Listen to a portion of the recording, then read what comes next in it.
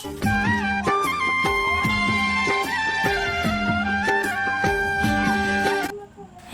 বন্ধুরা, তোমরা সবাই কেমন আছো? আশা করছি খুব ভালো আছো, সুস্থ আছো। তো আজকে ভাবলাম একটু অন্যরকমভাবে ভিডিও করে তোমাদের সামনে উপস্থিত করা যাক।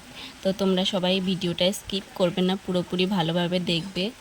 দেখো, আজকে একটু কাজের ভিডিও শেয়ার করছি, প্লিজ কেউ কিছু মনে করবে না। জানো তো, আমি টুকটাক হাতে সেলাই জানি। তো আমি একটা গোডনেট ব্লাউজ সেলাই করছি তোমাদের সামনে। তোমরা প্লিজ দেখো, ভিডিওটা কেউ স্কিপ করো না। দেখো, মেয়ে পেছনে কি করছে, খেলা করছে, কোনো সময় খেলা করছে, কোনো সময় আমাকে জ্বালাতে আসছে। এইভাবেই ও পেছনে ঘুরে ঘুরে বেড়াচ্ছে, আর আমি সেলাইটা করছি। আমার এদিকে ব্লাউজটাও তৈরি হয়ে যাচ্ছে, আর তোমাদের সঙ্গে শেয়ারও করা হয়ে যাচ্ছে। এখন আর অত সেলাই মেশিনে বসতে পারি না, কারণ মেয়ে বড় হয়ে গেছে, এখন স্কুলে দিয়েছি। সকালে রান্না বান্না খাওয়া দাওয়া করে আমি ঠিকঠাক সময় পাই না, তাই এখন সেলাই মেশিনে আমার বসা হয় না। আর যেটুকু সময় পাই ভিডিও করতে আর তোমাদেরকে সাপোর্ট করতে আমার টাইম চলে যায়, সেই জন্য আমি আর এখন সেলাই মেশিনে বসতে পারি না।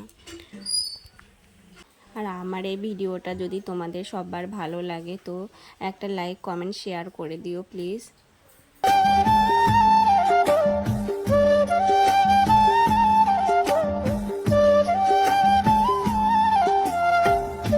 তো বন্ধুরা দেখো, আমার ব্লাউজটা কিন্তু কমপ্লিট হয়ে গেল। আর একটা কথা বলছি, তো ব্লাউজের ফিতের ফুলটা কিন্তু আমি এই ভিডিওতে দিচ্ছি না, এই অন্য একটা ভিডিওতে দেখাবো, নেক্সট ভিডিওতে, কারণ ব্লগটা অনেক বড় হয়ে যাচ্ছে। প্লিজ ভালো লাগলে লাইক কমেন্ট শেয়ার করো। আবার দেখা হবে পরের ভিডিওতে। টাটা।